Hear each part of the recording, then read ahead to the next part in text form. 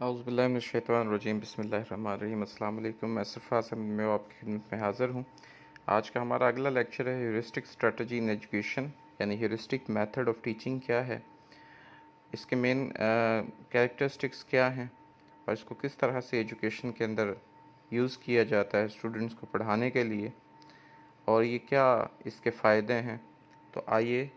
आज आपको heuristic strategy in education या ह्यूरिस्टिक टीचिंग मेथड के बारे में बताते हैं। एजुकेशन के अंदर ह्यूरिस्टिक स्ट्रेटजी जो है ये प्रॉब्लम सॉल्विंग अप्रोच है, यानी ये मसाइल जो आते हैं उनको हल करने की कोशिश है, यह एक टेक्निक है जो कि एक सीखने वाले की हौसला अफजाई करती है, उसको इनकरेज करती है कि वो नई चीज़ डिस्कवर करे, नई चीज़ बनाए, नया नॉलेज कंस्ट्रक्ट करे, अपने जो उसकी एक्टिव थिंकिंग है या एक्सप्लोरेशन उसकी है उसके ज़रिए से, यानी अपनी सोच के ज़रिए से, अपनी लगन और शौक़ के ज़रिए से उसको वो नई एक चीज़ जो है वो डिस्कवर करे। जो टर्म है ह्यूरिस्टिक, ये ग्रीक वर्ड है ह्यूरिस्कियन, उससे निकली है और इसका मतलब है टू डिस्कवर, यानी इसका मतलब ही डिस्कवर करना है, फाइंड आउट करना है। आपने कोई नया प्रॉब्लम हमारी ज़िंदगी में जो आ जाती है उसको कैसे सॉल्व करना है, उसके लिए कौन सी टेक्निक और स्ट्रेटजीज़ इस्तेमाल करनी है उस मसले को सॉल्व करने के लिए। तो जो एक नई प्लानिंग की जाती है, नई चीज़ बनाई जाती है, तो उसको ह्यूरिस्टिक मेथड या ह्यूरिस्टिक स्ट्रेटजी के अंदर लिया जाता है। और इसका जो मकसद है वो क्रिटिकल थिंकिंग को प्रमोट करना है, इंडिपेंडेंट इंक्वायरी को प्रमोट करना है, प्रॉब्लम सॉल्विंग स्किल्स को प्रमोट करना है स्टूडेंट्स के दरमियान। ये एक्सप्लिसिट इंस्ट्रक्शंस या डायरेक्ट सोल्यूशन नहीं देता, यानी ये जो मेथड है ये आपको डायरेक्ट सोल्यूशन नहीं बताता जैसे दूसरे मेथड्स के अंदर होता है कि ये चीज़ इसका मसला ये तो ये आपने इसको ऐसे हल करना है। बल्कि ह्यूरिस्टिक स्ट्रेटजी है वो हौसला अफजाई करती है लर्नर्स की कि वो नई चीज़ खुद से एक्सप्लोर करें, खुद से उस मसले का जो सॉल्यूशन है वो तलाश करें, उसके कनेक्शंस बनाएं, कहाँ से ये चीज़ होती है, कैसे होती है, क्यों होती है, और अपनी अंडरस्टैंडिंग जो है उस जनरेट करें उस कॉन्सेप्ट के लिए या उस प्रॉब्लम के लिए। जो इसकी एग्जांपल्स ह्यूरिस्टिक स्ट्रेटजी की जो एजुकेशन के अंदर इस्तेमाल की जाती हैं, यानी कौन कौन सी स्ट्रेटजीज़ हैं जो ह्यूरिस्टिक मेथड के अंदर हम यूज़ करते हैं, या ह्यूरिस्टिक स्ट्रेटजी में कौन सी टेक्निक्स यूज़ की जाती हैं। इंक्वायरी बेस्ड लर्निंग है सबसे पहली, कि इसमें ओपन एंडेड क्वेश्चंस होते हैं, रियल वर्ल्ड प्रॉब्लम स्टूडेंट्स को दी जाती हैं, उनको इनकरेज किया जाता है कि इनको एक्सप्लोर करें, इन्वेस्टिगेट करें इनके आंसर्स को रिसर्च के ज़रिए से, एक्सपेरिमेंटेशंस के ज़रिए से, एनालिसिस के ज़रिए से। तो स्टूडेंट्स जो हैं इन तमाम चीज़ों के ज़रिए से एक्टिवली कंस्ट्रक्ट करते हैं अपने नॉलेज को, और एक क्रिटिकल थिंकिंग स्किल जो है उनके अंदर डेवलप होती है। उसके बाद दूसरी प्रॉब्लम बेस्ड लर्निंग है, यानी जो प्रॉब्लम्स आती हैं उनके ऊपर बेस करती है, यानी स्टूडेंट्स जो है उनके सामने कुछ अथेंटिक कम्प्लेक्स जो प्रॉब्लम्स हैं वो पेश की जाती हैं, और उनको कहा जाता है कि वो अब इस पे नॉलेज को अप्लाई करें, इसका फिर एनालाइज करें, इंफॉर्मेशन को एक सोल्यूशन डेवलप करें, जैसे कि हम रिसर्च में यूज़ करते हैं, रिसर्च करते हैं न्यू चीज़ों के ऊपर, नए थेरीज़ बनाने के लिए रिसर्चेस की जाती हैं, वो चाहे हमारी बेसिक रिसर्च हो या वो अप्लाइड रिसर्च हो, तो उसमें इस मेथड को इस्तेमाल किया जाता है। और इसमें जो स्टूडेंट्स या लर्नर्स होते हैं वो कोलैबोरेटिवली वर्क करते हैं कि प्रॉब्लम्स की जो कॉजेज़ हैं उनका पता लगाने के लिए, आइडियाज़ की ब्रेनस्टॉर्म आइडियाज़ के लिए, और इसका पर्पस वाइबल जो सॉल्यूशंस होते हैं कि बमकसद उसका हल जो है, और इसके ज़रिए से वो क्रिटिकल थिंकिंग को फोस्टर करते हैं और प्रॉब्लम सॉल्विंग एबिलिटीज़ को डेवलप करते हैं अपने अंदर। एक इसमें सोक्रेटिक क्वेश्चनिंग आ जाती है। सोक्रेटिक क्वेश्चंस जो हैं वो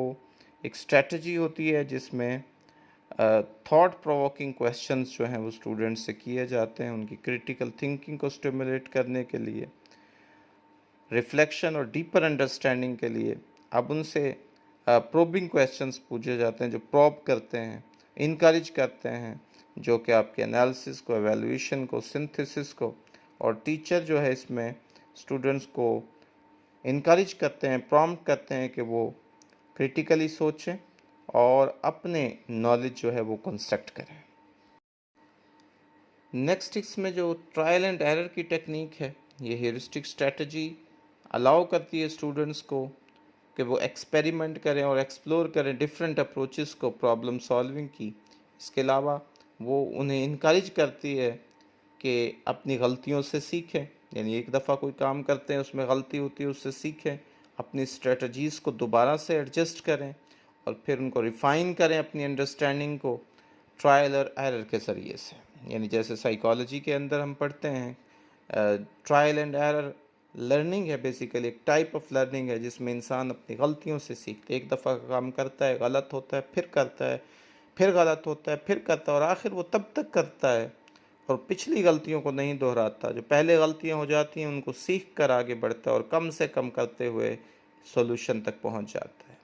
एनालॉजिकल रीजनिंग इसमें आ जाती है। ये जो स्ट्रेटजी है इसके अंदर कनेक्शंस बनाए जाते हैं फेमिलियर सिचुएशंस के दरमियान, जिन चीज़ों का पता होता है उनमें आपस में कनेक्शंस बनाए जाते हैं सिचुएशंस या कॉन्सेप्ट्स के दरमियान, और न्यू और कम्प्लेक्स आइडियाज़ जो हैं वो बनाए जाते हैं। अब इसमें सिमिलरिटीज़ और पैटर्न्स को फाइंड आउट किया जाता है, तो उनके ज़रिए से जो लर्नर होता है वो अपने पहले से मौजूद नॉलेज को और अपने एक्सपीरियंसेस को, जिनसे वो पहले अंडरस्टैंडिंग होती है, उनको इस्तेमाल करता है अनफेमिलियर प्रॉब्लम्स को सॉल्व करने के लिए। यानी एक शख्स के पास जो पहले से मौजूद नॉलेज है उसको इस्तेमाल करते हुए जो नई प्रॉब्लम्स, नए मसाइल आते हैं उनको हल करने के लिए उनको इस्तेमाल करता है। तो ह्यूरिस्टिक स्ट्रेटजी जो है